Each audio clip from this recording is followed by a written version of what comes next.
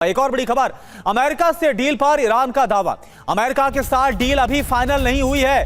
विदेश मंत्रालय के प्रवक्ता इस्माइल बकाई ने कहा, हमारा फोकस सिर्फ युद्ध खत्म करने पर है, संवर्धित यूरेनियम पर कोई चर्चा नहीं। फिर से ईरान ये बोल रहा है, क्लैरिफाई कर रहा है कि अभी फिलहाल युद्ध खत्म हम करना चाहते हैं, लेकिन संवर्धित यूरेनियम हम सौंप देंगे, नष्ट कर देंगे, क्या करेंगे इस पर अभी कोई बातचीत हम नहीं कर रहे हैं।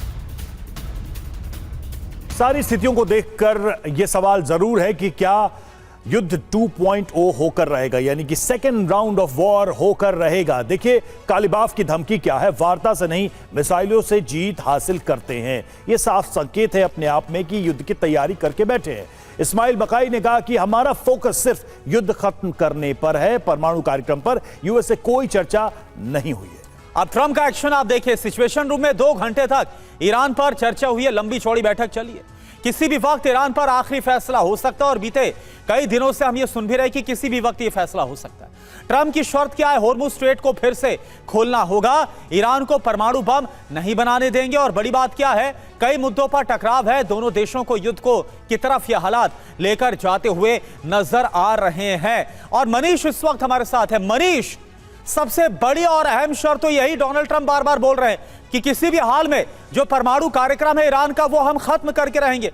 और ईरान की तरफ से इस्माइल बकाई को भी आपने सुना, वो ये बोल रहे हैं कि फिलहाल तो हम इस पर चर्चा ही नहीं कर रहे, पहले युद्ध तो खत्म हो, बाद में देखा जाएगा क्या होता है। तो कैसे कोई समझौता हो पाएगा, कैसे कोई बात कोई डील हो पाएगी, क्या आपको आसार नजर आ रहे हैं? देखिए सीधी सी बात है कि दोनों पक्षों के बीच 180 डिग्री का फासला है। को एक पूरब जा रहा है तो एक पश्चिम जा रहा है, एक उत्तर जा रहा है तो एक दक्षिण जा रहा है। तो वैसी स्थिति में एक भी पॉइंट ऐसा नहीं है जहां पर कि कॉमन ग्राउंड बनता हुआ दिखे। तो इसीलिए मैं तो इस बात को लेकर बेहद आश्वस्त हूं कि किसी भी कीमत पर इनकी डील नहीं होगी। अब आजकल इन्होंने एक नया फॉर्मूला निकाला है कि डील करने के लिए एक डील करो, कि हम डील करने के लिए बातचीत करेंगे, बैठेंगे, उसके लिए एक छोटा सा पहले एक डील कर लो कि जिसमें हम सीज फायर बढ़ाएंगे या फिर कुछ टेम्पररी रिलीफ मिले। इस टाइप का कुछ कभी हो जाए तो कोई बात नहीं है, लेकिन डील तो नहीं होने वाली है। और जो दूसरी बात है कि देखिए वजह क्या है, वजह यह है कि अमेरिका का अपना ट्रैक रिकॉर्ड, ईरान देखता है कि लीबिया के साथ अमेरिका ने क्या किया था, ठीक इसी तरह के सिचुएशन में जब नाटो को और आईएईए को आगे बढ़ाकर पहले लीबिया को निशस्त्र कराया गया और फिर किस तरह से गद्दाफी मारे गए। तो इसीलिए ईरान को पता है कि अगर हमने एक दिन एक मुद्दे पर अमेरिका के साथ कॉम्प्रोमाइज कर लिया तो फिर लगातार कॉम्प्रोमाइज करने होंगे और फिर हमारा भी हाल। और मनीष, जो पहली और आखिरी पाकिस्तान के इस्लामाबाद में आमने सामने की बातचीत हुई थी ईरान पाकिस्तान की, इसमें आपने सही कहा, उसमें यही हुआ था जो आपने लीबिया मॉडल की बात कही। और ईरान ने बोला था कि अमेरिका चाहता है कि ईरान को भी लीबिया की तरह बना दिया जाए। मनीष, फिलहाल एक बड़ी खबर, इसका हम रुख कर रहे हैं।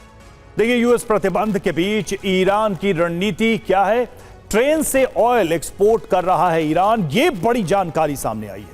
चीन और पाकिस्तान तेल भेज रहा है ईरान ने हॉर्मुज स्ट्रेट का विकल्प तलाशा है। तो दोनों तरफ से आप देखिए जो गल्फ कंट्रीज है वो भी ऑल्टरनेटिव ऑप्शन हॉर्मुज का ढूंढ रहे हैं, वहीं दूसरी तरफ ये ईरान की भी रणनीति है कि ट्रेन के जरिए इस ऑयल को चीन और पाकिस्तान तक पहुंचाया जाए। तो चीन पहुंची मुस्तफा की ट्रेन, ट्रंप की नाकेबंदी हुई फेल। क्या खबर है वो आपको बता दें, अमेरिका की नाकेबंदी का ईरान ने विकल्प खोजा है और ऑयल निर्यात को लेकर समंदर पर निर्भरता कम की है। ट्रेन टैंकर्स के जरिए चीन और पाकिस्तान वो तेल भेज रहा है। एक ट्रेन से 60 से 70 बैरल तेल या गैस वो भेज रहा है। चीन ईरान के बीच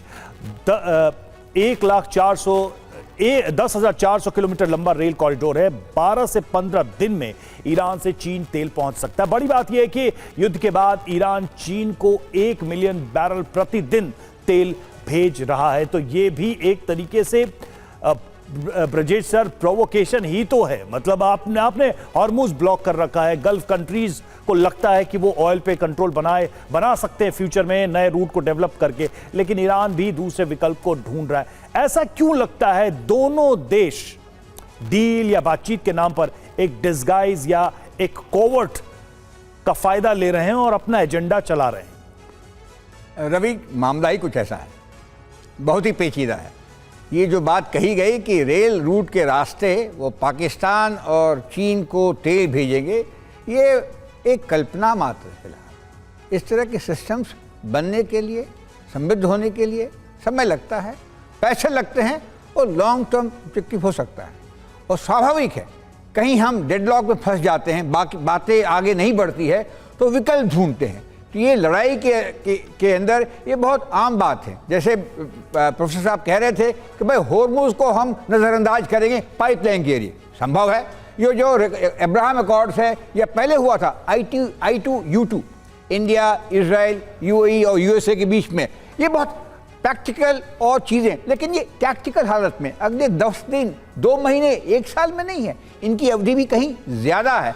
और सर ये बात कितनी भरोसेमंद लगती है कि ईरान पाकिस्तान पे ट्रस्ट कर रहा है, वो पाकिस्तान जो अमेरिका के इशारे पर नाचता है। ट्रंप आज बोल दे तो पाकिस्तान इस कोने से उस कोने खड़ा हो जाए। ये कैसे संभव हो सकता है कि पाकिस्तान पर भरोसा करके वो अपने ऑयल सप्लाई चेन को बढ़ाए? मतलब जल्दी से एक सर आपका। देखिए, पाकिस्तान वैसे ही अमेरिका का दोस्त है और फैसिलिटेटर है।